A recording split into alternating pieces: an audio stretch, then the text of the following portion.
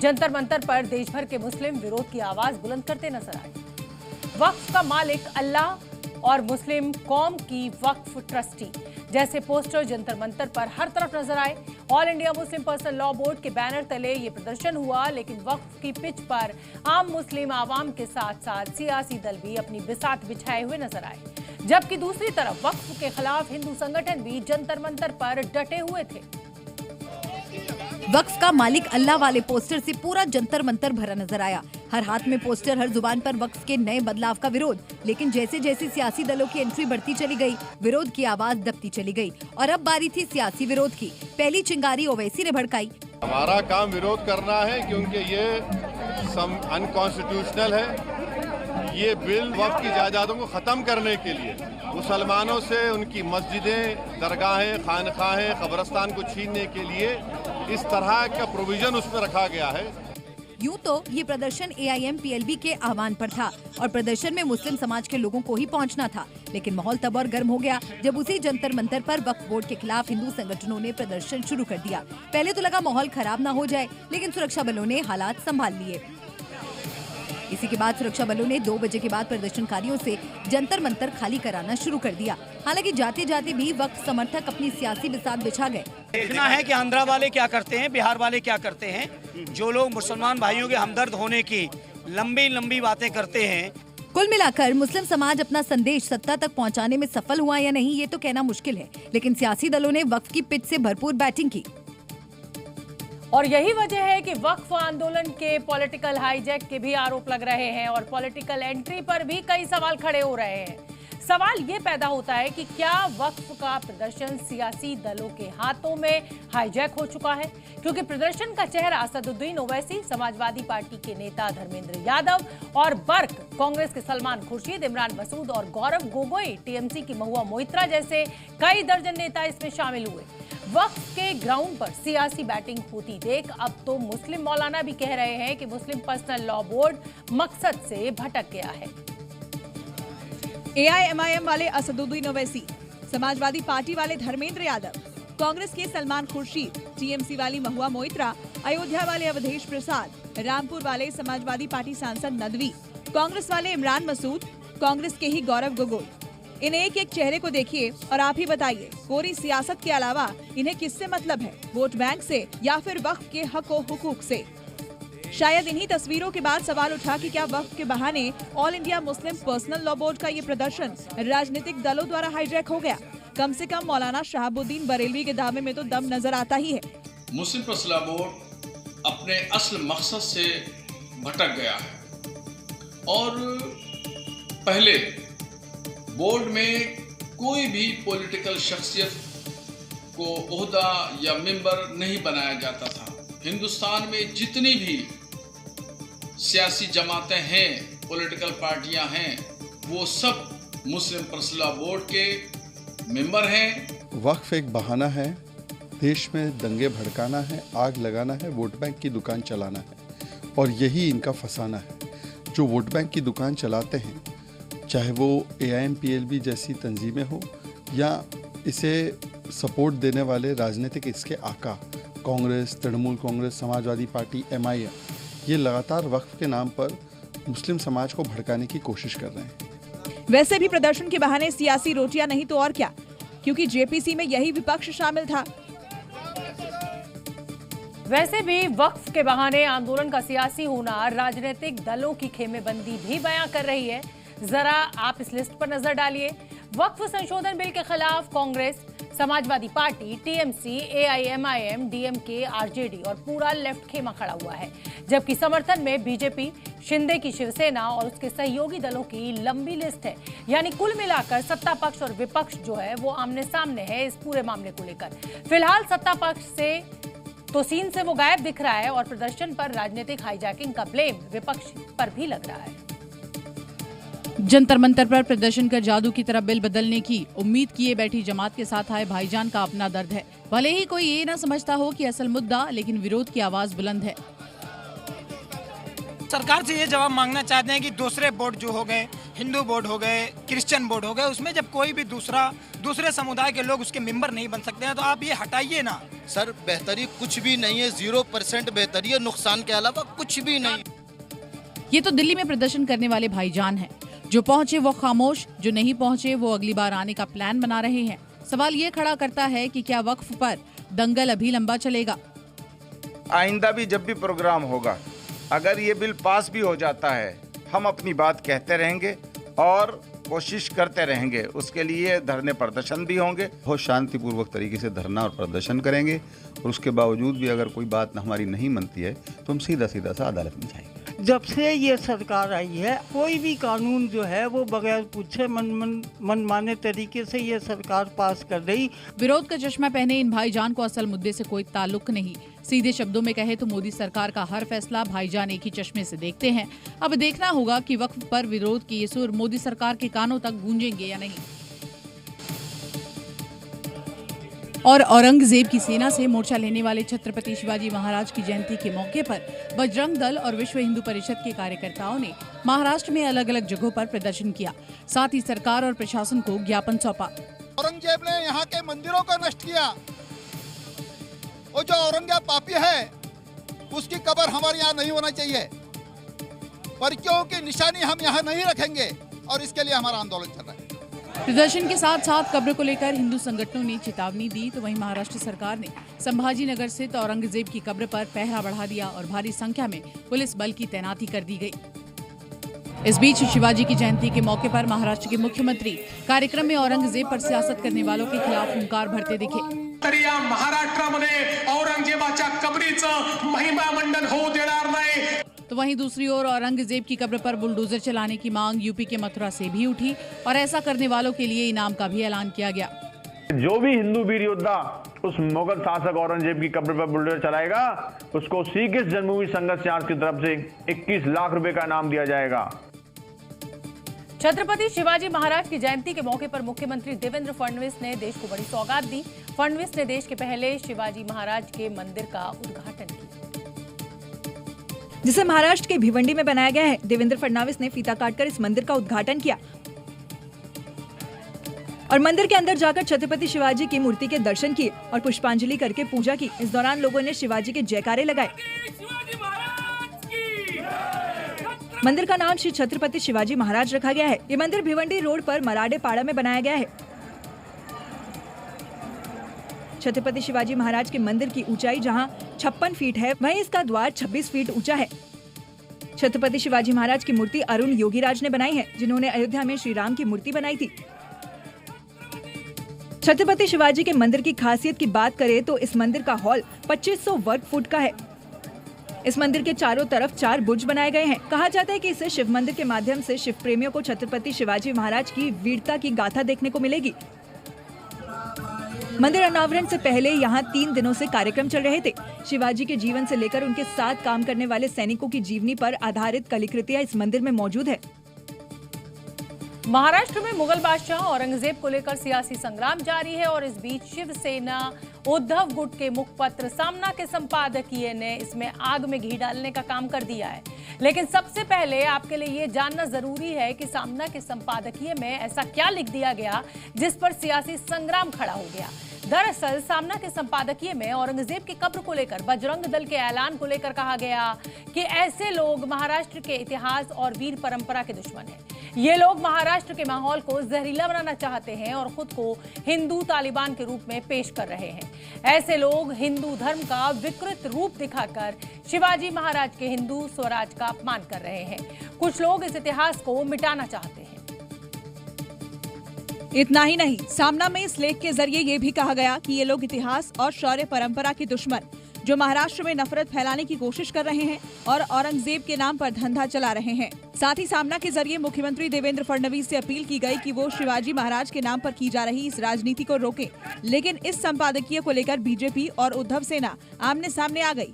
कुछ लोग अब नए नए हिंदुत्ववादी पैदा हुए हैं, नए नए मुल्ला है, नए नए लोग हैं, इनको क्या इतिहास का पता है, कोई उनको चाबी मारता है। सामना जो कभी दहाड़ा करता था आज सामना गिड़गिड़ा रहा है वोट बैंकों की लालच में। ये एक बहुत बड़ा परिवर्तन भी है और ये मैं समझता हूँ कि पतन का रास्ता बहुत अब करीब आ गया है।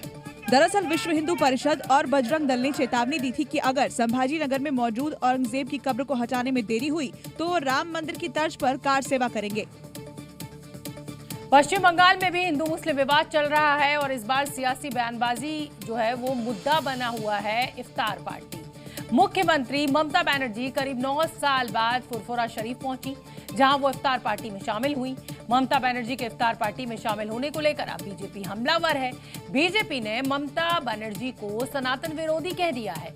तुष्टीकरण की राजनीति करने का आरोप भी लगा दिया है ममता बनर्जी पर। और इससे पहले भी हिंदू त्योहारों को लेकर ममता बनर्जी हमेशा बीजेपी के निशाने पर रही हैं।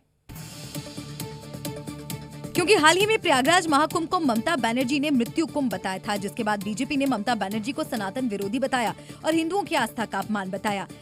लेकिन रमजान महीने में फुरफुरा शरीफ में इफ्तार पार्टी में शामिल होने को लेकर बीजेपी ने ममता बनर्जी को चौतरफा घेरा। ममता बनर्जी एक तरफ कोशिश कर रहे हैं कि वो हिंदू दिखाने की खुद, जिससे 4-5 Hindu percent vote 4-5% vote Hindu vote उनकी तरफ आ जाए और उनका जो मेन वोट बैंक है मुस्लिम वोट बैंक, उस मुस्लिम वोट बैंक की साधने की कोशिश है।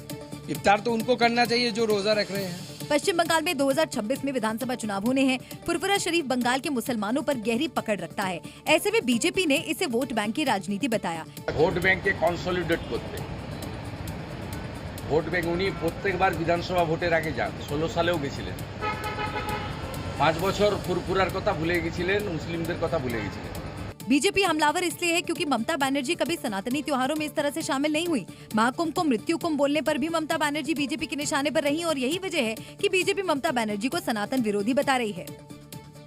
पश्चिम बंगाल के सियालदह रेलवे स्टेशन से हसन शेख नाम के एक शख्स को एसटीएफ ने गिरफ्तार किया है और इस शख्स के पास से हथियारों का एक जखीरा भी बरामद हुआ है, जिसके बाद ये सवाल खड़ा होने लगा है कि बंगाल में इतने हथियार लेकर आने का हसन शेख का आखिर क्या प्लान था।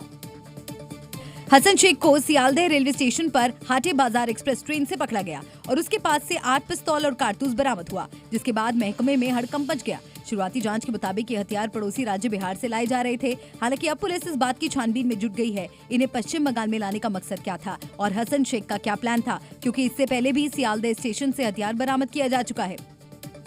अब बिहार का पिस्तौल बंगाल में कोलकाता में इससे पहले भी मिला था। सियालदह स्टेशन से नजदीकी दूरी पर बैठक खाना बाजार में इसी तरह की बहुत सारे हथियार बरामद हुए थे। गुप्त सूचना के आधार पर सुबह से ही सियालदह स्टेशन परिसर की निगरानी बढ़ा दी गई थी और जैसे ही हाटे बाजार एक्सप्रेस सियालदह स्टेशन पर पहुंची, पुलिस ने हसन शेख को दबोच लिया। तलाशी के दौरान उसके बैग से हथियारों के साथ 8 राउंड कारतूस बरामद किए गए, जिन्हें कपड़ों में छिपा कर रखा गया था। एसटीएफ इस पूरे मामले में बड़े हथियार तस्कर गिरोह के सक्रिय होने की आशंका भी जता रही है। मां दुर्गा का अवतार मां शाकुंभरी देवी की शरण में मुख्यमंत्री योगी आदित्यनाथ एक बार फिर से नजर आए। आस्था के पथ पर पगपग बढ़ते उत्तर प्रदेश के लिए योगी का ये दौरा बेहद अहम माना जा रहा है, क्योंकि अयोध्या, काशी, मां विंध्यवासिनी और गोला गोकर्ण के जीर्णोद्धार के बाद अब योगी ने मां शाकुंभरी देवी मंदिर के कायाकल्प का बीड़ा उठाया है।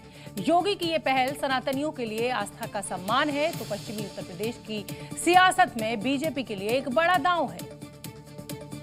मां शाकंभरी की शरण और 27 का मिशन। योगी का मंदिर मंदिर मत्था टेकना कोई इत्तेफाक नहीं है, ये उनकी श्रद्धा और आस्था को सम्मान की शपथ है, जिसकी शुरुआत अयोध्या में राम मंदिर से हुई। सीएम योगी पल पल अयोध्या दौड़े, फिर काशी में विश्वनाथ धाम के कायाकल्प का जब पीएम ने बीड़ा उठाया तो योगी उनके हनुमान बनकर हर काज पूरा करते नजर आए। इसके बाद तो आस्था के पथ पर विकास के नित्य नए कीर्तिमान लिखते चले गए योगी। फिर चाहे मां विंध्यवासिनी धाम हो या फिर गोला गोकर्णनाथ कॉरिडोर की नींव और अब मां विंध्यवासिनी। मां शाकंभरी के धाम का सुंदरीकरण हो और वहां पर हर सीजन, सर्दी हो, गर्मी हो या बरसात, आने वाले समय में श्रद्धालु जनों को कोई समस्या न हो।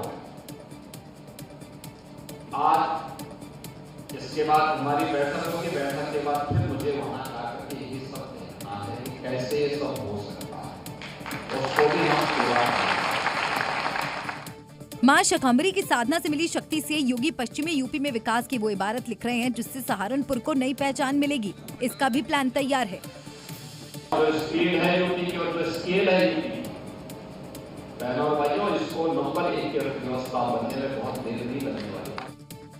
विकास की यही कहानी 27 में योगी के लिए गेम चेंजर साबित होगी, क्योंकि सहारनपुर सियासत का सेंटर तो हमेशा रहा। विकास की कहानी किसी ने ऐसे नहीं लिखी जैसी योगी लिखकर चले गए। राजनीति में कई मिथक होते हैं जो कई बार सच भी साबित हो जाते हैं। उत्तराखंड की राजनीति में एक ऐसा बंगला है जो मिथकों से भरा हुआ है और कहा जाता है कि इस बंगले में जो भी नेता रहा है उसे आधे में ही अपना कार्यकाल छोड़ना पड़ता है।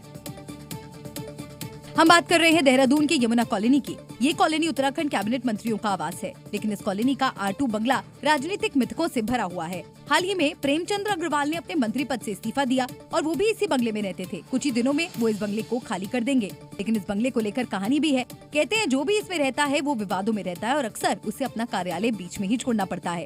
चर्चा में ये R2 बंगला भी है जो हमेशा से विवादों में रहा है। ये कहा जाता है कि जो भी इसके अंदर रहता है वो अपना कार्यकाल पूरा नहीं कर पाता है, क्योंकि इससे पहले साल 2002 में हरक सिंह रावत R2 बंगले में आए, लेकिन बीच ही कुर्सी गंवानी पड़ी। साल 2007 में नेता प्रतिपक्ष बने, इस बंगले में रहे तो कई विवादों में रहे। साल 2012 में कांग्रेस सरकार में मंत्री बने, लेकिन 2016 कांग्रेस छोड़ बीजेपी में शामिल हो गए। 2017 में बीजेपी से कैबिनेट मंत्री बने, लेकिन कार्यकाल पूरा नहीं कर पाए। साल 2022 में प्रेमचंद अग्रवाल R2 बंगले में आए। 3 साल में ही मंत्री पद से इस्तीफा देना पड़ा। इससे पहले प्रेमचंद R1 बंगले में रहते थे, तब उन्होंने पूरे 5 साल का कार्यालय पूरा किया। प्रेमचंद अग्रवाल के इस्तीफे के बाद देहरादून का R2 बंगला फिर चर्चाओं में है। नीतीश कुमार को सुशासन बाबू के नाम से जाना जाता है, लेकिन अब बिहार में नीतीश कुमार के सुशासन पर सवाल खड़े होने लगे हैं, क्योंकि एक हफ्ते में 2 पुलिस वालों की हत्या और पुलिस टीम पर हुए हमलों ने राज्य की कानून व्यवस्था की पोल खोल कर रख दी है और इसीलिए इस पर अब सियासी संग्राम छिड़ गया है।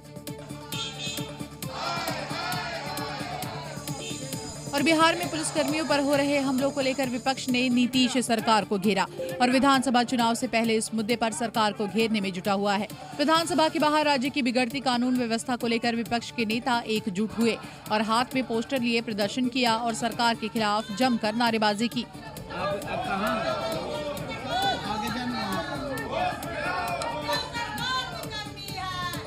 विपक्ष ने नीतीश सरकार पर राज्य में बढ़ते अपराधों के लिए जिम्मेदार ठहराते हुए कहा कि राज्य में अपराधी मस्त है और सीएम पस्त। वहीं बीजेपी और जेडीयू ने दावा किया कि राज्य में अपराधियों पर कार्रवाई हो रही है और पुलिस को उन पर कार्रवाई के लिए खुली छूट है। कौन सी कार्रवाई हो रही है? बिहार में कौन सा सुशासन का राज है? यहाँ अपराधियों का राज है, अपराधी मस्त है, मुख्यमंत्री जी पस्त। रूप से जो भी करना पड़े पुलिस को प्रशासन के तरफ से, सरकार के तरफ से पूरी छूट है, वो अपराधियों को जिस हद तक हो कार्रवाई करें। घाटी में आतंक के खिलाफ सेना का ताबड़तोड़ एक्शन देखने को मिल रहा है। हंदवाड़ा में सुरक्षा बलों ने मुठभेड़ में एक आतंकवादी को मार गिराया है, तो वहीं मारे गए आतंकी के पास से AK-47 राइफल समेत हथियार बरामद हुए हैं। बताया जा रहा है कि अभी इलाके में सुरक्षा बलों का सर्च ऑपरेशन जारी है। कश्मीर की ये सुंदर घाटियां एक बार फिर गोलियों की तड़तड़ाहट से गूंज उठी और हंदवाड़ा में एक बार फिर सेना के वीर जवानों ने आतंकियों की साजिश को बुरी तरह से विफल कर दिया। सेना घाटी में आतंक के खिलाफ ताबड़तोड़ ऑपरेशन चला रही है, जिसके तहत हंदवाड़ा के जंगलों में हुई मुठभेड़ में एक दहशतगर्द को मार गिराया और उसके पास से AK-47 राइफल समेत भारी मात्रा में गोला बारूद भी बरामद हुआ है। अभी भी सेना ने पूरे इलाके को घेर रखा है। खुफिया जानकारी के मुताबिक 2 से 3 आतंकी इलाके में घिरे हुए हैं, जिन्हें ढूंढ निकालने के लिए सेना सर्च ऑपरेशन चला रही है। घाटी में आतंकियों के खिलाफ लगातार ऑपरेशन चल रहा है और इसी के तहत जैसे ही सुरक्षा बलों को जानकारी मिली कि इलाके में कुछ आतंकी छिपे हैं, तो उसके तुरंत बाद सेना ने सर्च ऑपरेशन शुरू किया, जिसमें आतंकियों के साथ मुठभेड़ शुरू हो गई। छुपे हुए जो मिलिटेंट्स थे उन्होंने जो है सर्चिंग पार्टी पर फायरिंग की, जवाबी कार्रवाई हुई और एक मुठभेड़ जो है शुरू हुई इन जंगलों में और उसके बाद एक मिलिटेंट को मार गिराने में सफलता मिली। दिल्ली बदरपुर इलाके से पुलिस ने फिल्मी अंदाज में 4 आरोपियों को गिरफ्तार किया है और इन आरोपियों के पास से 2 पिस्टल और 2 जिंदा कारतूस बरामद हुए हैं। दिल्ली पुलिस का ये ऑपरेशन किसी फिल्मी सीन से कम नहीं रहा। दिल्ली पुलिस की इस कार्रवाई का वीडियो सामने आया है। वीडियो में आप देख सकते हैं एक कार जा रही होती है जो कि आरोपियों की है। फिर अचानक पीछे से दूसरी कार आती है जिसमें पुलिसकर्मी सवार हैं। अचानक कार से पुलिसकर्मी उतरते हैं और दूसरी कार में मौजूद बदमाशों को घेर लेते हैं। आरोपी भागने की कोशिश करते हैं, लेकिन पुलिसकर्मी सभी को दबोच लेते हैं। आरोपियों के पास से 2 पिस्टल और 2 जिंदा कारतूस बरामद हुए हैं। पुलिस का ये ऑपरेशन पूरे फिल्मी अंदाज में हुआ। दरअसल दिल्ली पुलिस को गुप्त सूचना मिली थी कि 4 संदिग्ध अवैध हथियारों के साथ कार में घूम रहे हैं। जब पुलिस ने कार को रोकने की कोशिश की तो एक आरोपी ने कार के अंदर से बंदूक निकाल ली। इसके बाद पुलिस कर्मियों ने बदमाशों की कार के अगले टायर पर गोली मारकर उसे रोक दिया। इसके बाद पुलिस ने चारों आरोपियों को धर दबोचा। दिल्ली में महिलाओं की सुरक्षा हमेशा से ही एक बड़ा मुद्दा रहा है। महिलाओं की ओर से आए दिन छेड़खानी की शिकायतें भी मिलती रहती हैं पुलिस को, लेकिन अब मनचलों पर शिकंजा कसने वाला है, क्योंकि अब देश की राजधानी में भी उत्तर प्रदेश की तरह एंटी रोमियो स्क्वाड की तरह ईव टीजिंग स्क्वाड बनाने की तैयारी चल रही है, जो उत्तर प्रदेश के एंटी रोमियो स्क्वाड की तर्ज पर ही काम करेगा। दिल्ली के हर जिले में इस टीमों को तैनात किया जाएगा, जो छेड़छाड़ करने वाले आरोपियों पर सख्त एक्शन लेंगे। यूपी में मंचलों का सीएम योगी के एंटी रोमियो स्क्वाड ने खूब बुरा हाल किया।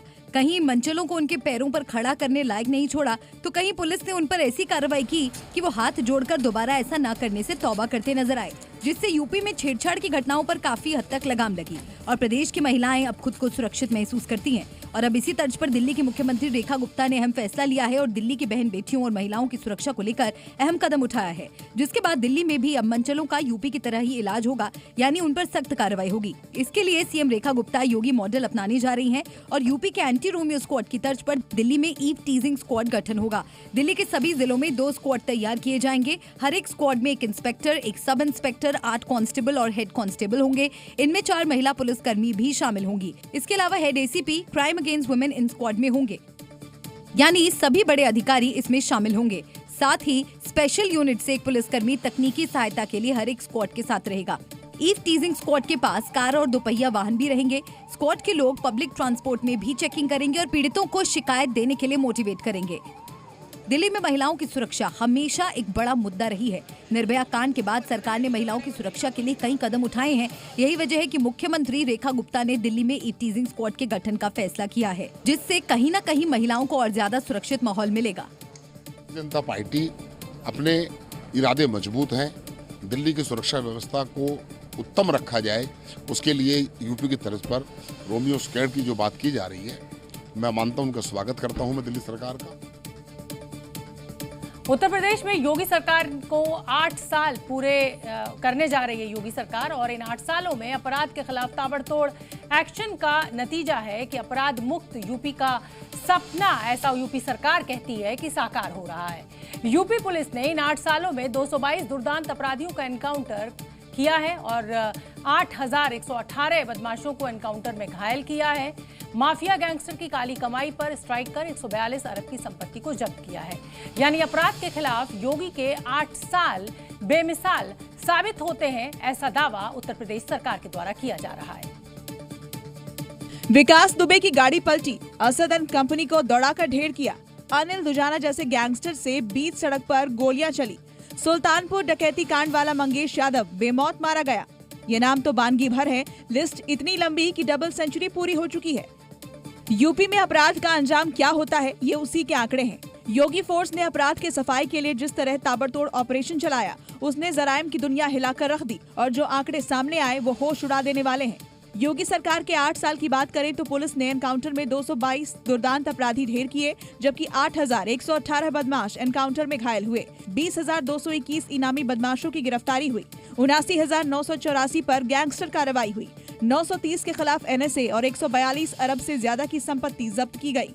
यानी अपराध के खिलाफ ऐसी ऐतिहासिक कार्रवाई जो न पहले कभी हुई थी, न ही शायद बाद में कोई दूसरा मुख्यमंत्री कर पाए। लेकिन ये कहानी सिर्फ अपराधियों तक ही सीमित नहीं। ATS ने 2017 से अब तक 130 आतंकवादियों और 171 रोहिंग्या और बांग्लादेशी अपराधियों और उनके सहयोगियों को गिरफ्तार किया।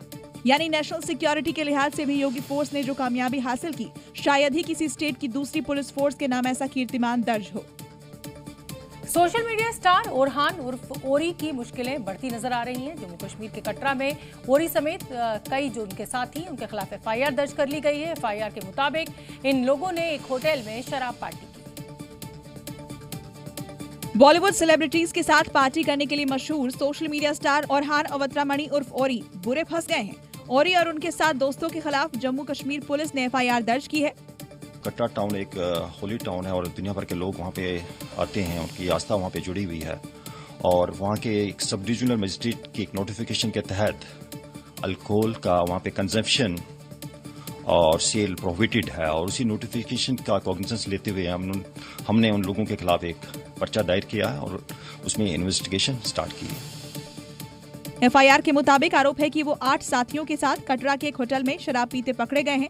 ये घटना जिस जगह की है वो एरिया माता वैष्णो देवी मंदिर के पास है, जहां शराब का सेवन करने पर प्रतिबंध है। औरहान उर्फ औरी का होटल के अंदर का एक वीडियो भी वायरल हो रहा है, जिसमें वो सोफे पर बैठे नजर आ रहे हैं। वीडियो में औरी अपना मोबाइल कवर दिखा रहे हैं, जबकि टेबल पर शराब की बोतल साफ नजर आ रही है। जानकारी के मुताबिक औरी और उनके साथियों को पहले ही बता दिया गया था कि तीर्थ स्थल होने के चलते होटल में शराब पीने और मांसाहारी खाने की अनुमति नहीं है। बावजूद इसके उन्होंने होटल में शराब पार्टी की। धार्मिक स्थलों पर मांस मदिरा पूरी तरह बैन है, लेकिन उसके बावजूद कुछ लोग धार्मिक स्थलों पर ही ऐसी हरकतें कर लोगों की भावनाओं के साथ खिलवाड़ करते हैं। और अब बात करेंगे अयोध्या के राम मंदिर की। अयोध्या में श्री राम जन्मभूमि मंदिर 96% बनकर तैयार हो चुका है। जब से राम मंदिर का निर्माण हुआ है तभी से मंदिर में श्रद्धालुओं के साथ साथ कमाई भी बढ़ी है। हम आपको बता दें कि 5 फरवरी 2020 को राम मंदिर ट्रस्ट का गठन हुआ। इन 5 सालों में राम मंदिर ट्रस्ट ने 396 करोड़ रुपए टैक्स भरा, जिसमें 272 करोड़ रुपए जीएसटी के तौर पर दिए, करीब 39 करोड़ टीडीएस दिया, 14 करोड़ लेबर सेस दिया गया, 7 करोड़ 4 लाख रुपए ईएसआई दिया गया, बीमा के कुल 4 करोड़ रुपए दिए गए। जन्मभूमि नक्शे के लिए 5 करोड़ रुपए का भुगतान हुआ। जमीन स्टैंप शुल्क जो है वो 29 करोड़ की राशि है। बिजली बिल 10 करोड़ रुपए, 14 करोड़ 9 लाख रुपए रॉयल्टी शामिल है। कुल मिलाकर राम जन्मभूमि मंदिर ट्रस्ट से करीब 400 करोड़ रुपए का टैक्स सरकार को मिला है। अयोध्या में श्रद्धालुओं और पर्यटकों की संख्या में 10 गुना वृद्धि हुई है। ऐसे में श्रद्धालुओं के साथ साथ मंदिर की इनकम में भी बढ़ोतरी हुई। राम मंदिर ट्रस्ट ने पिछले 5 साल में 400 करोड़ रुपए का टैक्स सरकार को दिया है। ऐसे में मंदिर की कमाई का अंदाजा टैक्स से ही लगाया जा सकता है। 5 वर्षों में ट्रस्ट के अकाउंट से सरकार की भिन्न भिन्न एजेंसियों को लगभग 396 करोड़ रुपए का भुगतान हुआ है। श्रद्धालुओं की संख्या में भारी वृद्धि के चलते राम मंदिर ट्रस्ट की कमाई में भी बढ़ोतरी हुई है। प्रयागराज में महाकुंभ के दौरान लाखों की संख्या में श्रद्धालु रामलला के दर्शन करने पहुंचे थे। श्रद्धालुओं में संख्या की बढ़ोतरी का असर सीधे सीधे मंदिर ट्रस्ट की कमाई पर भी पड़ा। मंदिर निर्माण कार्य की बात करें तो श्री राम जन्मभूमि मंदिर 96% बनकर तैयार हो चुका है। माना जा रहा है कि जून तक मंदिर पूरी तरह बनकर तैयार हो जाएगा, जबकि मंदिर के परकोटा का 70% है। शेषावतार मंदिर का 40% कार्य पूरा हुआ है। जून तक राम मंदिर का निर्माण कार्य पूरा होने की उम्मीद जताई जा रही है। ऐसे में राम मंदिर में श्रद्धालुओं की संख्या में और बढ़ोतरी देखने को मिलेगी। जबलपुर में भगवान दुकानदार बने हैं और लड्डू बेच रहे हैं। जी हाँ, सुनने में जरूर आपको अटपटा लग रहा होगा, लेकिन ये सच है। जबलपुर के शास्त्री ब्रिज के पास बनी लड्डू गोपाल की दुकान, जिसे खुद भगवान चलाते हैं। और आज के दौर में ये दुकान किसी चमत्कार से कम नहीं है। इस दुकान में ना कोई इंसान मालिक है और ना ही कोई इंसान नौकर। ये दुकान सिर्फ लड्डू गोपाल की है। ये दुकान जबलपुर के एक भक्त ने शुरू की है, लेकिन ये भगवान के भरोसे चलती है। जबलपुर के शास्त्री ब्रिज के पास बनी इस दुकान के मालिक सिर्फ लड्डू गोपाल है। उनके भरोसे ही सारी दुकान है। कोई भी ग्राहक जाकर दुकान से लड्डू ले सकता है, पैसे नजदीक में बने डिब्बे में रख सकता है, जबकि किसी के पास पैसे ना हो फिर भी वो लड्डू ले जा सकता है। जो गरीब लोग रहते हैं वो नहीं आ पाते, ना बड़ी दुकान पे जा सकते हैं, तो यहाँ आके लड्डू गोपाल को हमने इसलिए बैठा दिए कि आप उनसे उधार कर सकते हैं। हमसे करेगा तो उनको ये डर रहेगा कि ये बाद में पैसे के लिए हमको टोकेंगे आप। लड्डू गोपाल के इस दुकान में बकायदा काउंटर भी है। इसमें सेल्फ सर्विस का बोर्ड लगा है। काउंटर में मिठाई के डिब्बों में वजन सहित पैसे की भी जानकारी लिखी है। ग्राहकों का कहना है कि इस तरीके की दुकान आज तक कभी नहीं देखी। सचमुच ये अद्भुत पहल है। यहाँ के जो ऑनर है उन्होंने भगवान के ऊपर भरोसा करके आम जन के लिए दुकान फ्री छोड़ी है, तो ये अपने आप में एक भगवान की बड़ी भक्ति का विषय है। बिहार के दरभंगा से एक हैरान कर देने वाला मामला सामने आया है। यहाँ यज्ञ के बाद दक्षिणा नहीं मिलने पर पंडितों ने जमकर हंगामा मचा दिया और आश्रम के महंत के घर के बाहर ही नारेबाजी करने लगे। यज्ञ पूरा होने के बाद पंडितों ने देर रात विरोध प्रदर्शन शुरू कर दिया और उन्होंने सड़क पर जाम लगा दिया, जिसके बाद आश्रम के महंत के घर के बाहर नारेबाजी की। पंडितों का आरोप है कि महंत ने उनके साथ धोखाधड़ी की है। इस दौरान आश्रम के कर्मचारियों से उनकी नोकझोंक भी हुई। दक्षिणा नहीं मिलने से पंडित इतने गुस्से में थे कि जमकर हंगामा किया और फिर नारेबाजी की। बताया जा रहा है कि आश्रम में 1 मार्च से 16 मार्च तक चले लक्ष्य चंडी और अति महाविष्णु महायज्ञ का आयोजन किया गया था। इस यज्ञ में देश भर से करीब 2100 पंडितों को इंटरव्यू के जरिए चुना गया था। 11 मंजिला हवन कुंड बनाया गया था। जब महायज्ञ संपन्न होने के बाद पंडितों ने अपनी दक्षिणा नहीं मिलने पर हंगामा शुरू कर दिया। उन्होंने आश्रम के महंत पर धोखाधड़ी का भी आरोप लगाया।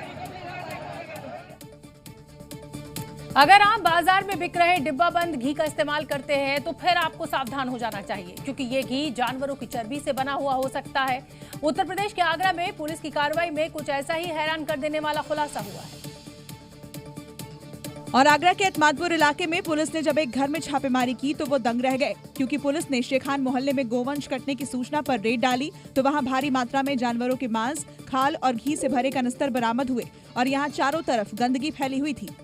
पुलिस टीम जब इसकी तह तक गई तब पता चला कि आरोपी यहां चर्बी से देसी घी तैयार कर रहे थे और बाजार में इसकी सप्लाई करते थे। दरअसल पुलिस को शेखान मोहल्ले के कुछ घरों में गोवंश कटने और उनकी चर्बी से तैयार घी बाजार में बेचने की सूचना मिली थी। पुलिस ने इस मामले में मौके से 3 आरोपियों को भी गिरफ्तार किया है। लेकिन क्या आपको पता है कि आपकी थाली तक जानवरों की चर्बी पहुंचने का सोर्स घी हो सकता है? दरअसल कई कंपनियां नकली घी बनाकर बाजार में बेचती हैं। इस नकली घी को बनाने के लिए जानवरों की चर्बी का इस्तेमाल किया जाता है। इतना ही नहीं, बाजार में पूजा वाले घी के नाम पर भी लोग मिलावटी घी बेचते हैं। ऐसे में अगर आप बाजार से डिब्बा बंद घी खरीदते हैं तो आपको इसका खास ध्यान रखना चाहिए कि जो घी आप खरीद रहे हैं कहीं वो नकली तो नहीं है। डिमसम यानी कि मोमोज, नाम सुनते ही बहुतों के मुंह में पानी आ जाता है, लेकिन मोमोज के शौकीनों के लिए एक सावधान करने वाली खबर है, खासकर चिकन डिमसम्स खाने वालों के लिए। अगर आप भी चिकन डिमसम्स के शौकीन हैं तो जरा अपने मोमो वाले की सच्चाई आपको जान लेनी चाहिए, क्योंकि मोहाली से जो खबर हमें मिल रही है वो बेहद हैरान करने वाली है। दावा है कि यहाँ चिकन डिमसम्स में चिकन के नाम पर कुत्ता और बिल्ली का मांस खिलाया जा रहा था। सिर्फ दावा ही नहीं, बल्कि कई लोगों ने मौके पर पहुंचकर मोमोज वाले को रंगे हाथों पकड़ा भी है। यहाँ की एक एक तस्वीर आपके दिमाग को भरना सकती है। खाने के शौकीनों का स्ट्रीट फूड से भरोसा उठ सकता है। चिकन मोमोज खाने वाले तो शायद रात भर सो भी ना पाएं। तस्वीरें ही कुछ ऐसी हैं। कुछ लोगों ने एक मोमोज बनाने वाले के सेंटर पर छापा मारा और अंदर का नजारा देख सन्न रह गए, क्योंकि सड़ी हुई सब्जियां और भिनभिनाती मक्खियों तक तो ठीक था, यहाँ तो चिकन के नाम पर ही बड़ा खेल हो रहा था। ये जागे भी जेड़ा आ देख लो ਤੁਹਾਡੇ सामने अभी चिकन के नाम पे देख लो कुत्ता बिल्ला की खिलाया जा रहा आ ਤੁਹਾਡੇ सामने है। सुना आपने और तस्वीर भी देखी। इन्हीं तस्वीरों के बाद स्वास्थ्य विभाग की भी नींद टूटी और अफसरों ने छापेमारी की। सच्चाई जान सब दंग हैं। जरा सोचिए, हम में से कितने लोग बड़े शौक से चिकन मोमोज का लुत्फ उठाते हैं, लेकिन चिकन के नाम पर अगर आपको भी कुत्ता या बिल्ली वाला मोमोज परोसा जा रहा हो तब क्या करेंगे? हमारा मकसद आपको मोमोज या स्ट्रीट वेंडर्स के खिलाफ डराना नहीं, बल्कि हम आपको सिर्फ आगाह करना चाहते हैं, क्योंकि मोहाली वाली घटना कहीं भी दोहराई जा सकती है। पिछले कुछ समय से थूक जिहाद के मामले तेजी से सामने आ रहे हैं। अलग अलग शहरों और राज्यों से ऐसे वीडियो सामने आए हैं जिसमें शादी, होटल और ढाबों पर कर्मचारी रोटी बनाने के दौरान उस पर थूकते हुए दिखाई देते हैं। ऐसा ही एक नया वीडियो अब गाजियाबाद से सामने आया है। वीडियो गाजियाबाद के मुरादनगर के एक होटल का बताया जा रहा है, जिसमें नमाजी टोपी लगाए गए शख्स को तंदूर पर रोटी बनाते हुए देखा जा सकता है। वीडियो में दिख रहा है कि युवक जब भी आटे की लोई को तंदूर में डालता है उससे पहले उस पर थूकता है। लेकिन इस बीच वहां मौजूद एक शख्स ने इसका वीडियो बना लिया और सोशल मीडिया पर वायरल कर दिया। वीडियो वायरल होने के बाद हिंदू युवा वाहिनी के कार्यकर्ताओं ने मुरादनगर थाने में आरोपी के खिलाफ शिकायत दर्ज कराई, जिसके बाद पुलिस हरकत में आई और इस वायरल वीडियो का सच जानने में जुट गई। ऐसी घटनाओं को रोकने के लिए सख्त कानून बनाने की भी मांग उठती रही है। इससे पहले मोदी नगर से ही इसी तरह का वीडियो वायरल हुआ था, जो एक शादी समारोह का था, जिस पर हिंदू संगठनों ने जमकर हंगामा किया था। शादी का लड्डू और फंस गए दद्दू, समझ तो गए होंगे हम किस खबर की बात करने वाले हैं। जी हाँ, कहानी मध्य प्रदेश के छतरपुर से है, जहां शादी के 15 दिन बाद दुल्हन रफू चक्कर हो गई और जब तफ्तीश की गई तो पता चला कि दूल्हे राजा पहली बार विक्टिम नहीं थे, बल्कि इस दुल्हन ने 6 और लोगों को भी इसी तरीके का चूना लगाया। बला की खूबसूरती, नयन नक्श भी ऐसे कि दुल्हा दिल हार गया। धूमधाम से शादी हुई, जिंदगी में खुशियों की बहार आ गई, लेकिन 15 दिन ही बीते थे कि अचानक एक दिन घर वालों की नींद खुली, दुल्हन गायब। पहले तो परिवार को कुछ समझ नहीं आया, फिर अलमारी देखी तो गहने और कैश भी गायब था। दूल्हे राजा को समझते वक्त ना लगा कि उनके अरमानों की रानी रफू चक्कर हो चुकी है, लेकिन क्यों, ये जानकर तो सबने माथा ही पीट लिया। यूपी के राठ की रहने वाली रागिनी दरअसल अरमानों की सौदागर है। ये पहली बार नहीं था जब किसी को उसने शादी करके लूटा। 6 और शिकार दूल्हे हैं जो इंसाफ का इंतजार कर रहे हैं, लेकिन अब क्या, शादी का लड्डू खाकर फंस गए दद्दू। अब तो पुलिस भी लुटेरी दुल्हन को तलाश नहीं पा रही है। अगली खबर आगरा से, जहां ताजमहल देखने आए पर्यटकों के बीच उस वक्त भगदड़ मच गई जब मधुमक्खियों के एक झुंड ने उन पर हमला बोल दिया और इस दौरान पर्यटक अपनी जान बचाते हुए भागते हुए नजर आए, जिसकी तस्वीरें अब सोशल मीडिया पर खूब वायरल हो रही हैं, जिसमें देखा जा सकता है कि अचानक पर्यटकों पर मधुमक्खियों के झुंड ने हमला कर दिया और ताजमहल का दीदार करने पहुंचे पर्यटक जान बचाने के लिए इधर उधर भागने लगे। वहीं कई पर्यटकों को मधुमक्खियों ने काट लिया। इस दौरान मधुमक्खियों के झुंड ने एक युवक पर भी हमला बोल दिया, जिससे वो गंभीर रूप से घायल हो गया। दरअसल ताजमहल के रॉयल गेट के ऊपर मधुमक्खियों का छत्ता बना हुआ था और अचानक मधुमक्खियों का छत्ता ऊपर से नीचे गिर पड़ा, जिसके बाद मौके पर अफरा तफरी देखने को मिली और पर्यटकों के बीच चीख पुकार मच गई। ताजमहल में पर्यटकों में मची भगदड़ की ये तस्वीरें सोशल मीडिया पर जमकर वायरल हो रही हैं। जहाँ की आत्मा आ गई। सी न्यूज़।